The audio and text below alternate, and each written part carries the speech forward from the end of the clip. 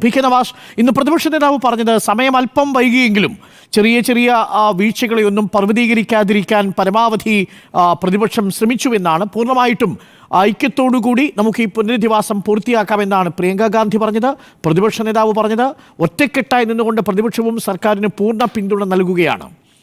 ഈ ഘട്ടത്തിൽ കേന്ദ്രത്തെക്കുറിച്ച് പ്രതിപക്ഷത്തിനും വിമർശനമുണ്ട്. പ്രതിപക്ഷ നേതാവ് ആ വിമർശനം ഉന്നയിച്ചു. അപ്പോഴാണ് BJPയുടെ പ്രതികരണം വരുന്നത്.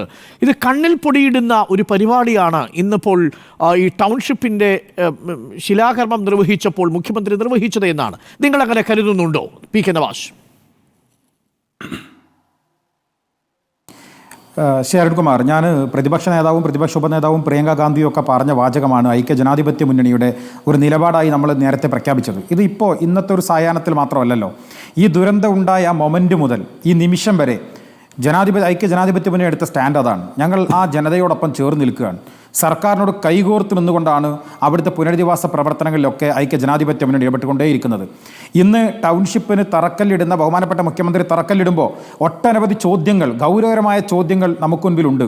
ആ ചോദ്യങ്ങൾ ഉയർത്തുക എന്നതിനപ്പുറം അതിന് ഉത്തരം കാണാൻ ബഹുമാനപ്പെട്ട മുഖ്യമന്ത്രിയോടൊപ്പം ചേർന്ന് നിന്ന് UDF സംവിധാനം പൂർണ്ണമായി ഭരണകക്ഷിയോടൊപ്പം ചേർന്ന് നിന്ന് പ്രതിപക്ഷവും ഭരണപക്ഷവും ഒരുമിച്ച് ഈ പറയുന്ന ക്രൈസിസിനെ മറികടക്കാൻ ശ്രമിക്കുക എന്ന് പറയുന്ന രാഷ്ട്രീയമായൊരു ദൗത്യമാണ് ഐക്യ ജനാധിപത്യ മുന്നണി മുന്നോട്ട് വെച്ചത്. നിങ്ങൾക്കറിയാം, മുസ്ലിം ലീഗ് പാർട്ടി പോലും ഞങ്ങളുടെ 105 വീടുകളുടെ പ്രപ്പോസൽ തയ്യാറായ ശേഷം 3ലധികം തവണ മുഖ്യമന്ത്രിയെ പോയി കണ്ട് നിങ്ങളുടെ പ്രപ്പോസൽ പറ, ഞങ്ങൾ തയ്യാറാണ് എന്ന് പറഞ്ഞ് അവസാനം 2 കാരണങ്ങളാൽ, ഒന്ന് ഭൂമി ഏറ്റെടുക്കൽ അനന്തമായി വൈകി പോകുന്നതിനാലും മറ്റൊന്ന് 3000 രൂപ ഒരു സ്ക്വയർ ഫീറ്റിന് വില കണക്കാക്കിക്കൊണ്ടാണ് ഇവർ ഇത് നിർമ്മിക്കാൻ പോകുന്നത് എന്ന കാരണത്താൽ ഈ 2 വിയോജിപ്പുകളാലാണ് ഞങ്ങൾ മാറി നിന്നുകൊണ്ട് വേറെ തന്നെയായി ഈ ടൗൺഷിപ്പിൻ്റെ ഭാഗമല്ലാതെ തന്നെ 105 വീടുകൾ നിർമ്മിക്കാൻ തീരുമാനിച്ചത്. എന്ന് വെച്ചാൽ ആദ്യാവസാനം വരെ സർക്കാരിനോട് ചേർന്ന് നിന്നുകൊണ്ട് തന്നെ മുന്നോട്ട് പോകാനാണ് കേരളത്തിലെ ക്രിയാത്മകമായ പ്രതിപക്ഷം എന്ന രീതിയിൽ ഞങ്ങൾ ശ്രമിച്ചിട്ടുള്ളത്. പക്ഷേ ഇവിടെ ഇപ്പോൾ പ്രശാന്ത് മലവേൽ ഉൾപ്പെടെ ആക്ഷേപങ്ങൾ ഉന്നയിക്കപ്പെടുമ്പോൾ ഈ പറയുന്ന എസ്റ്റേറ്റ് ഉടമകൾക്ക് കൊടുക്കാനുള്ള പണം ഇത്ര കൊടുത്താൽ മതിയോ എന്ന ചോദ്യം ഉന്നയിക്കുമ്പോൾ 1 രൂപയുടെ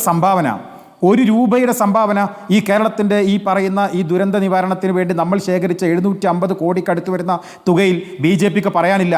നിങ്ങളൊരു പക്ഷേ കേരളത്തിലെ സാധാരണ പ്രവർത്തകരുണ്ടാകാം. ഒരു ഭരണകൂടം എന്ന രീതിയിൽ കേന്ദ്ര ഗവൺമെൻറ് നമ്മളോട് ഒരു തരത്തിലുള്ള നീതിയും കാണിച്ചില്ല എന്നത് ഒരു യാഥാർത്ഥ്യമാണ്. നമുക്കറിയാം, ഇതൊരു അതിതീവ്ര ദുരന്തമായി പ്രഖ്യാപിക്കാൻ വേണ്ടി പോലും സമരം ചെയ്യേണ്ടി വന്ന ഹതഭാഗ്യരാണ് മലയാളികൾ എന്ന് പറയുന്നവർ, നമ്മുടെ കേരളത്തിലെ സഹപ്രവർത്തകർ എന്ന് പറയുന്നവർ. ഇതൊരു അതിതീവ്ര ദുരന്തമായി പ്രഖ്യാപിക്കാൻ സെൻട്രൽ ഗവൺമെൻറ് മുമ്പിലേക്ക് സമരവുമായി അല്ലെങ്കിൽ മുദ്രാവാക്യവുമായി അല്ലെങ്കിൽ അത് ചെയ്തു തരണമെന്ന അപേക്ഷയുമായി പോകേണ്ടി വന്ന ഗതികേട് കേരളത്തിലുണ്ടായി. ഞാൻ വളരെ സ്നേഹത്തോടു കൂടി പ്രശാന്ത് മലവേലിനോട് പറയുന്നത്, ദയവ് ചെയ്ത് ഇത്തരം ചർച്ചകളിൽ ഒരു അപഹാസ്യ കഥാപാത്രങ്ങളായി നിങ്ങൾ വന്നിരിക്കരുത്. ഇവിടെ നിങ്ങൾക്ക് സ്ഥാനമില്ല. ഇന്ന് കേരളത്തിൻ്റെ സമൂഹത്തിന് മുൻപിൽ പ്രിയപ്പെട്ട മുഖ്യമന്ത്രിയും പ്രതിപക്ഷ നേതാവും പ്രിയങ്ക ഗാന്ധിയും പ്രതിപക്ഷ ഉപനേതാവും ഒക്കെ ഒരുമിച്ച് കേരളീയ സമൂഹത്തിന് വേണ്ടി നമ്മൾ അതിജീവനത്തിൻ്റെ ഒരു കഥ പ്രഖ്യാപിക്കപ്പെടുമ്പോൾ അതിന് 2ാമത്തെ മൈൽ സ്റ്റോണിൻ്റെ കാലെടുത്ത് വെക്കുമ്പോൾ അവിടെ അതിനോടൊന്ന് ചേർന്ന് നിൽക്കാൻ കാണിക്കാത്ത, ഒരർത്ഥത്തിലും അതിനോട് നീതി കാണിക്കാത്തൊരു വിഭാഗം എന്ന് പറയുന്നത് രാജ്യം ഭരിക്കുന്ന നരേന്ദ്രമോദി ഗവൺമെൻറ് ആണ് എന്ന് പറയാതിരിക്കാൻ ഒരു നിർവാഹവുമില്ല. അത് 1000 തവണ ഉറക്കെ പറയാൻ ഞങ്ങൾ തയ്യാറാണ്. ഒന്നാമതായി. രണ്ടാമത്തെ ഒരു കാര്യം, ഇവിടെ ബഹുമാനപ്പെട്ട നമ്മുടെ പ്രദേശവാസി സംസാരിക്കുമ്പോൾ പറഞ്ഞൊരു വാചകം നിങ്ങൾ ശ്രദ്ധിച്ചിട്ടുണ്ടാകും. ഇപ്പോഴും നിരാശ ബാധിച്ചു നിൽക്കുന്ന ഒരു പറ്റം ആളുകൾ അവിടെ ഉണ്ട്. പ്രതീക്ഷയുള്ളവരുണ്ട്. 440, 450 താഴെ വരുന്ന ആളുകൾ ഇന്നത്തെ ഈ തറക്കല്ലിടൽ കർമ്മത്തിൽ പ്രതീക്ഷയിലാണ്. ഞങ്ങളൊക്കെ അതിനോടൊപ്പമാണ്. പക്ഷേ നിരാശ ബാധിക്കുന്ന ഒരു പറ്റം ആളുകൾ അപ്പുറത്തുണ്ട്. അവരെക്കുറിച്ചുള്ള കൺസേണിനെ കുറിച്ച് ശ്രീ റഫീഖ് ഇവിടെ പറയണം. എന്താണ് അവരെക്കുറിച്ച് ഗവൺമെൻറ്റിൻ്റെ കൺസേൺ എന്താണ് എന്ന് പറയണ്ടേ? ഈ 8 മാസക്കാലം ഇത് ദീർഘിച്ചു പോയതിൽ നമ്മൾ ഇതിനെ എല്ലാ അർത്ഥത്തിലും നമ്മൾ ഒരുമിച്ച് നിൽക്കുമ്പോൾ 8 മാസത്തെ ഒരു കാലതാമസം നമുക്കുണ്ടാകാൻ പാടുണ്ടായിരുന്നോ? 1 രൂപ പോലും തരാത്ത സെൻട്രൽ ഗവൺമെൻറ്റിനെ നമ്മൾ മാറ്റി നിർത്താം. നമ്മൾ സ്വന്തമായി സമാഹരിച്ച 740 കോടിയിലധികം രൂപയില്ലേ? ആ 740 കോടി രൂപ ഈ പറയുന്ന 400-ൽ പരം വരുന്ന കുടുംബങ്ങൾക്ക് വീതിച്ചു നൽകിയാൽ ശരാശരി 1.5 കോടി രൂപയുണ്ടാവും. എങ്ങനെയാണ് നമുക്കൊറ്റക്ക് അതിജയിക്കാൻ എല്ലാ അർത്ഥത്തിലും സാധ്യമായി നിൽക്കുമ്പോൾ നമ്മൾ എന്തിനാണ് 8 മാസക്കാലം വൈകിയത്? അത് നമ്മളെ കയ്യിൽ വീഴ്ച സംഭവിച്ചിട്ടുണ്ട്. അങ്ങനെ ഒരു വീഴ്ച ഇനി ഉണ്ടാകാൻ പാടില്ല.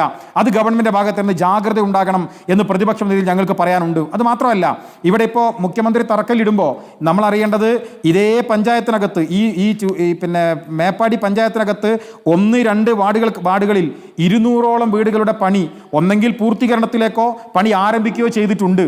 എന്ന് വെച്ചാൽ ഇവിടെ യാതൊരു തരത്തിലുള്ള പ്രതിസന്ധിയും പ്രയാസങ്ങളും ആ പ്രദേശങ്ങളിലില്ല. നമുക്കിത് വളരെ നേരത്തെ തന്നെ പൂർത്തീകരിച്ച് പോകാവുന്നതാണ്. പക്ഷെ നമ്മൾ 8 മാസം വൈകിയിരിക്കുന്നു. വൈകി എത്തുന്ന നീതിയും ഒരു അനീതിയാണ്. ഇവിടെ ഒരു അനീതി സംഭവിച്ചിട്ടുണ്ട് എന്ന് പറയാതിരിക്കാൻ നിർവാഹമില്ല.